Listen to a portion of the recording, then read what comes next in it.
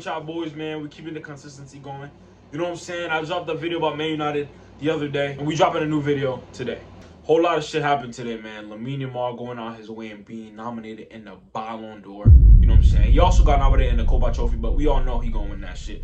It's gonna be a blowout by votes, by the way. He's gonna be number one completely, bro. You do all this shit at 16, not 17, at 16, and he's definitely gonna be getting the Copa Trophy. And we all know Vinicius Jr., that lame ass nigga, gonna win the Ballon d'Or. So there's not. I would have made a video about that, but we all know who really gonna win. So what's really the point here? You know what I'm saying? In other news, Fermin Lopez unfortunately got injured. Luckily, it's only for 3 weeks and not 5 months.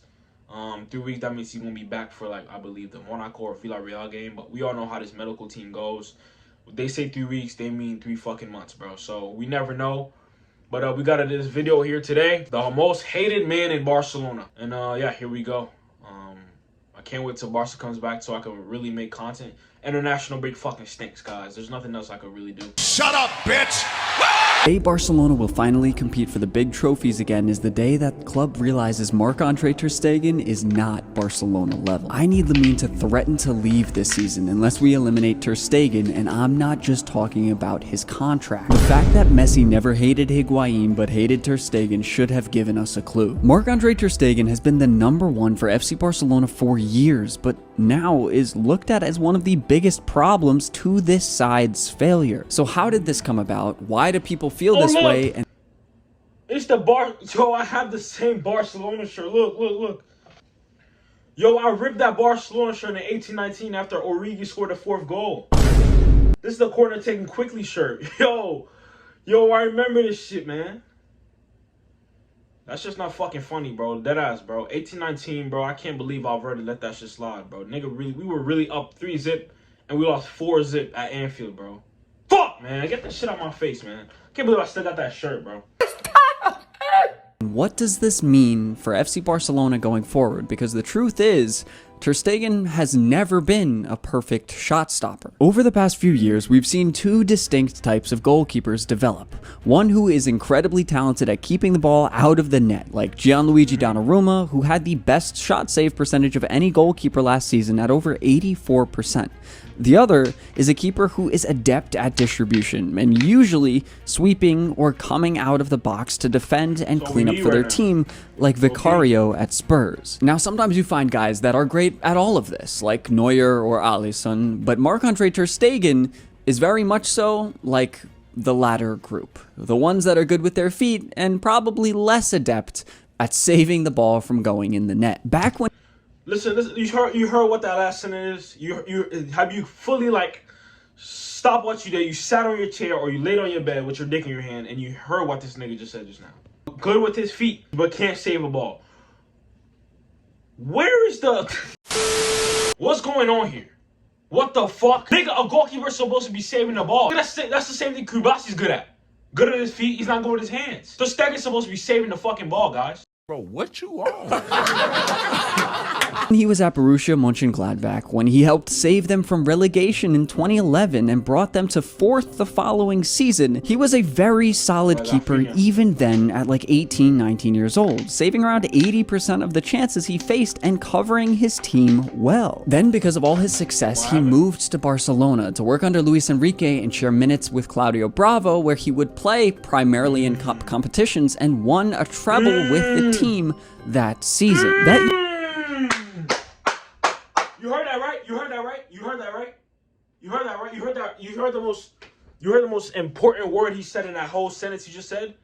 In competition with Claudio Bravo, we have no fucking competition for Ter Stegen. Fuck, man. He could do whatever he wants. He could get away with shit like this, bro. He could go out his way like this, like this, like this. You know what I'm saying? He could do all this, but he could get away with it because Inaki Pina is literally his twin and will copy everything he does. Ter Stegen, when he had competition, was a demon. Even when Silicen was here, he was a demon. There's no competition. I don't want him sold. I just need another goalkeeper to push Ter Stegen around, to keep pushing Ter Stegen.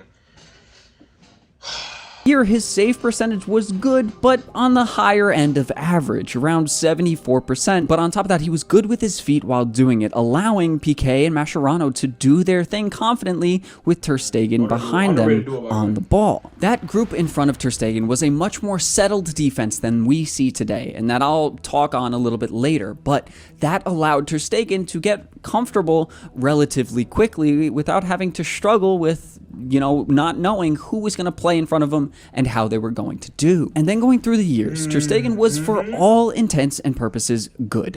He made some saves, some really good saves, and was also decent with the ball at his feet pretty consistently. Now, he's never been a great sweeper coming out of his box to help defend with the team like Neuer has been. However, he's been good enough at getting the ball around with his feet and even picking out fullbacks at times. There were even headlines like this: hands of silver, feet of gold. Ter Stegen and Messi continue as FC Barcelona's joint saviors. Ter Stegen was good and decent for FC Barcelona through several years and was praised for it, rightfully so.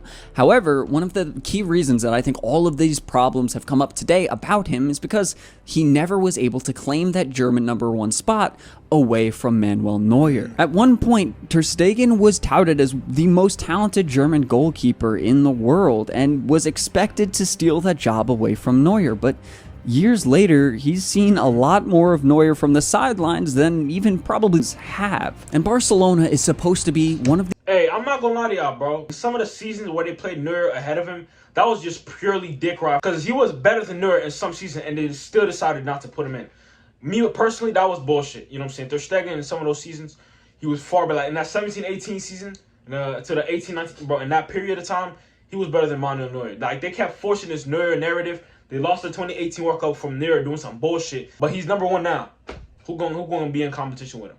Kevin Trapp? I don't even think he's here. The best teams in the world, whether they are or not at times in recent years. And that comes with an expectation that their best players, their most consistent players, are also going to star for their national team. And with Ter Stegen not being that guy for Germany, I can see that creating more doubts or willingness to doubt Ter Stegen's ability in fans. But that's only the tip of the iceberg with these issues here. And more importantly, I think it's all of the stuff about the drama in the dressing room between Ter Stegen and some very notable players at Barcelona. Over the years, we've heard plenty of stories about hiccups in the dressing room between Ter Stegen and a few other players, specifically Messi. And we even saw Piqué come out on a podcast after he retired and say that he didn't have confidence in Ter Stegen at all after the loss to Liverpool in the Champions League. That he didn't work hard enough to help Messi keep his promise to culés to bring the Champions League trophy back, like apparently the rest of the dressing room had, or at least apparently Piqué. Look at that shitty picture. Look. Y'all know, listen, I ain't gonna lie to y'all, bro. This is where, listen, you see that picture right here, White Album? Look at them! To this day, it is 2024, chat, and I still have not watched this game back. Look at all these dickheads over here looking at him. Look at Lenglet over here twerking for that nigga. Piqué over here looking at him like he's a god. That's when I started ripping my shirt, bro. That's when I started ripping this shirt right here, bro. That's when I started ripping my shirt. And look at Ter Stegen. Look at the arch. Look at the arch. He's arching his ass like he's about to post on OnlyFans, bro. That right there, bro. I could understand why Piqué and Messi were disappointed, bro. Because Emi Martinez, he did everything in his power to get Messi that World Cup, man. To get Messi that Copa America, man. To get Messi that second Copa America. Emi Martinez, bro. It's like Ter Stegen, he gave a fuck, but on the other hand, he didn't give a fuck, man. Bro, I remember this day like it was yesterday, bro. Chat, I lost my bitch. I lost a couple friends. Bro, I just didn't talk to nobody, bro. I even lost the other bitch I was talking to. I was talking to 2 different bitches, man. I was in 8th grade, bro. Fuck, man. I hate this day, bro. Why you giving PTSD, y'all?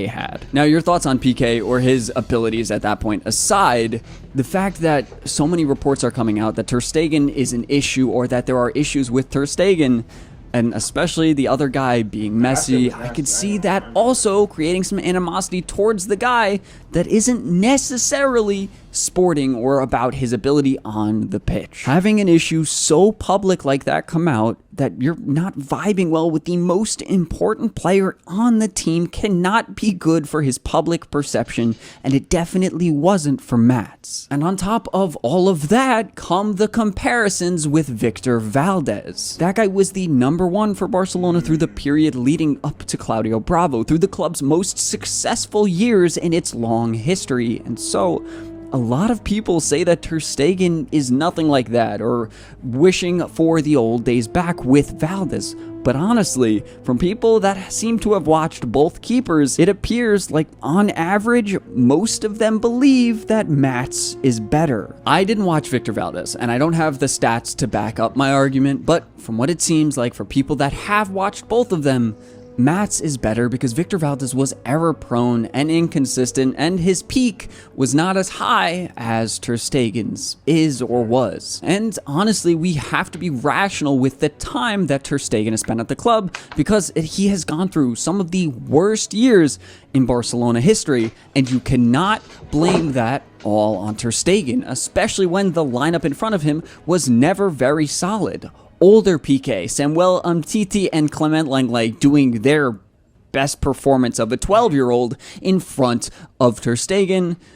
The goals are going to go in the net, and it's probably going to make Mats look bad. Ter Stegen played pretty well for Barcelona in those early years when he was confident in those guys in front of him. But after that, you can't fault him for all of the failure of this side because of the inconsistency in front of him. Now, you can be upset at Barcelona for not pairing him up well with someone who's supposed to replace him, or forcing competition from the guy from the likes of Jordi Masip, or more recently Arnau Tenas, who just won a gold medal with Spain. But Ter Stegen has been a decent keeper as well, and the stats kind of back that up. If we look at this past season and see Ter Stegen compared to other keepers in teams that are supposed to play similar to him and that finished similarly in their league, well, he doesn't look that bad at all. The first category is trying to show, are they performing better or worse in making saves than we thought per 90 minutes, and Ter Stegen is fine. Not great, fine. Maybe you want more from your #1, and that's reasonable to ask for, but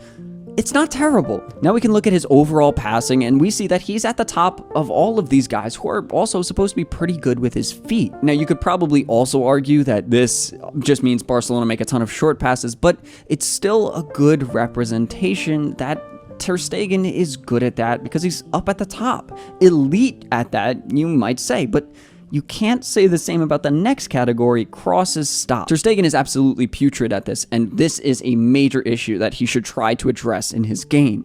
But he does not command the box well at all, like Raya, Ederson, and Lunin seem to be much better at doing. A defender no sale de torre central. Si el alemán no sale, esto es mentira, Finally, if we look at his sweeper actions per 90, basically his defensive actions outside of the box, he is right at the bottom of the pack again, only barely ahead of Lunin. Now we could go through other stats as well, but they all tell a similar story, that Ter Stegen is right in the mix with most other things, and he's decent overall at most things as a goalkeeper. And that is why Barcelona hasn't looked for a proper replacement.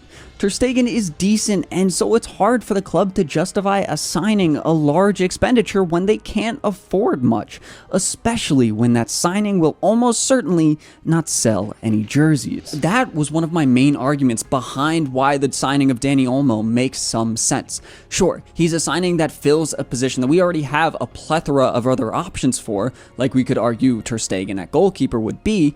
However, Dani Olmo being an attacking talent, bringing some excitement, even if it's just Dani Olmo, that'll sell some jerseys in a way a goalkeeper won't necessarily. But that doesn't mean Barcelona is completely guilt-free. As I've said, they should have brought other guys over the years to compete for that #1 spot against Ter Stegen to try and push his form to be better. But the fact is, he hasn't had a ton of real good competition at all. And we can especially be upset at them for last summer losing Arnau Tenas on a free. Now, I'm not saying Ter Stegen's a perfect player or even a fantastic goalkeeper, but he's no worse in my opinion than Ederson, and he just won a treble 2 years ago with Manchester City. So please, it's not Ter Stegen's fault. This team is so bad. These guys on Twitter don't know what they're talking about. They're just talking nonsense. Ter Stegen isn't great. He's not a perfect keeper. He makes a lot of mistakes and does a lot of things wrong, but so did Victor Valdes. So do a lot of goalkeepers. Now, I'm not going to fault you if you don't like Ter Stegen. You don't have to like him, and I'm not upset if you don't.